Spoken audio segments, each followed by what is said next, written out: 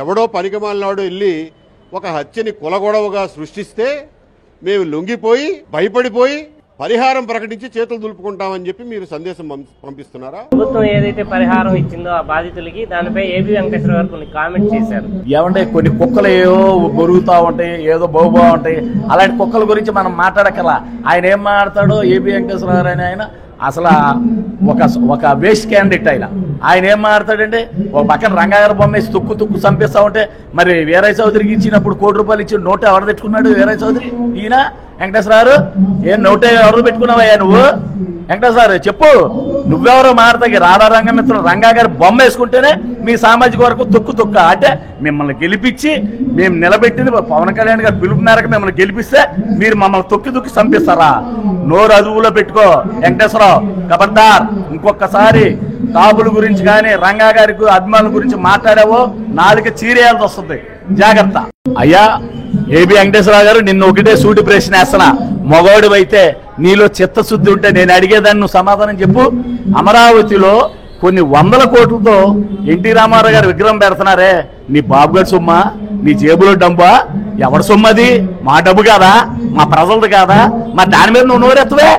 ఈ పాపం అమాయకులు ఏదో పాప జీవనోపాధి చేసుకుంటుంటే వాళ్ళను పాచినారు కార్లు నీ సామాజిక వర్గం తొక్కి చంపితే నువ్వేదో వాళ్ళకి పాపం చంద్రబాబు నాయుడు గారు మానవతా దృక్పథంతోనూ పవన్ కళ్యాణ్ గారు స్పందించి ఆయన్ని పంపించి విరాళం ఇస్తే నువ్వు దాని మీద కామెంట్ చేస్తావా? నువ్వు ఒక మనిషివేనా? మరి ఇప్పుడు మాట్లాడు. 100 కోట్లు ఎవడు సొమ్ము? నువ్వేమైనా ఇస్తున్నావా నీ జేబులో? ఏమన్నా నీ జేబుగా నీ బాబుగారి సొమ్ము అయినా ఇస్తున్నావా? నీ జేబులో డబ్బు ఇస్తున్నావా? ఎవరి సొమ్ము అది? మా సొమ్ము కదా? మా డబ్బుతో నువ్వు 100 కోట్లు పెట్టి ఎన్టీ రామారావు విగ్రహం పెడుతున్నావే, మరి అది దాని మేమైనా అభ్యంతరం ఏమన్నా చెప్పావు? ఏనాడన్నా? ఎందుకు మాట్లాడతావు ఏబీ వెంకటేశ్వరరావు?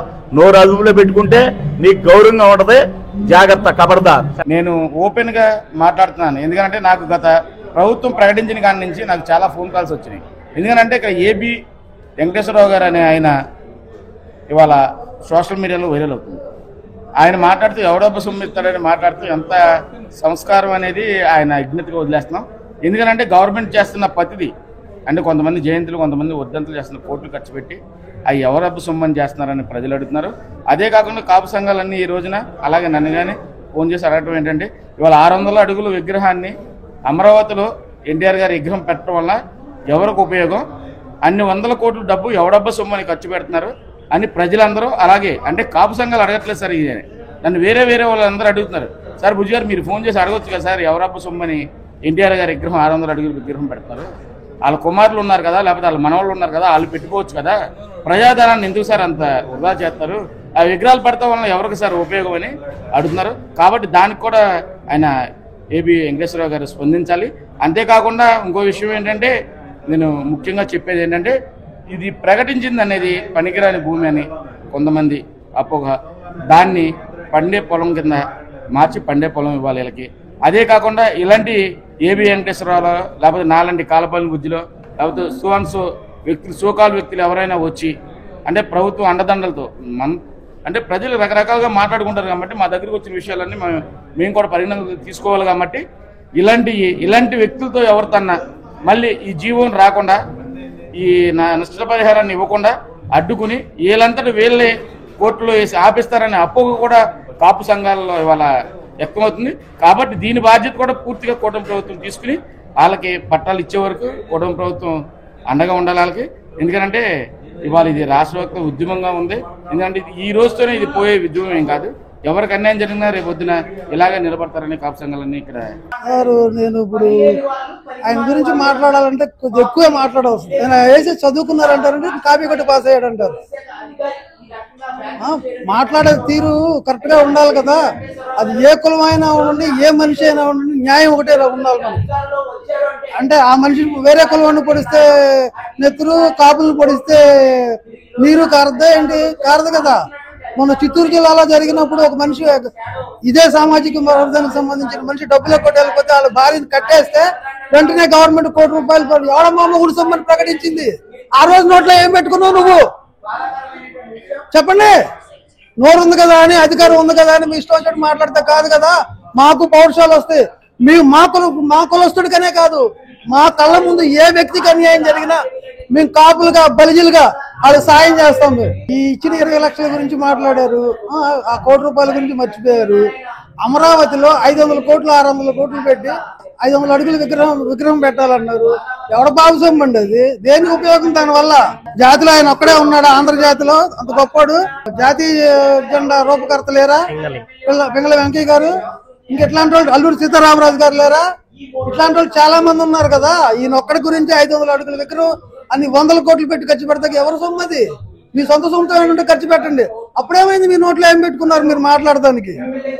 మాట్లాడే విషయం నలుగురికి నచ్చే విధంగా ఉండాలి, నలుగురికి న్యాయంగా ఉండే విధంగా ఉండాలి. అంతేగాని ఒక కంట్లో నీళ్లు ఒక కంట్లో పాలు పోసుకునే విధంగా మాట్లాడితే జనాలు ఎవరు ఒప్పుకోరండి. అందరూ చూస్తా ఉన్నారు, ప్రతి ఒక్కరు ప్రశ్నిస్తారు. మీ గౌరవాన్ని మీ విలువని మీరు ఇంకోసారి తగ్గించుకోకుండా ఉన్నతమైన వ్యక్తిగా మీరు మాట్లాడతారని మనస్ఫూర్తిగా కోరుకుంటున్నాను.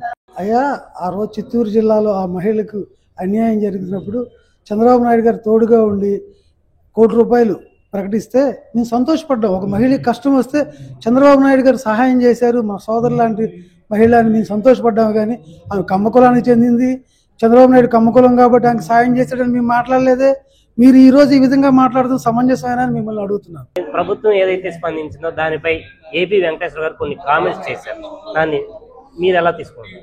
మేము ఆయన వ్యాఖ్యల్ని మేము తీవ్రంగా ఖండిస్తున్నాం.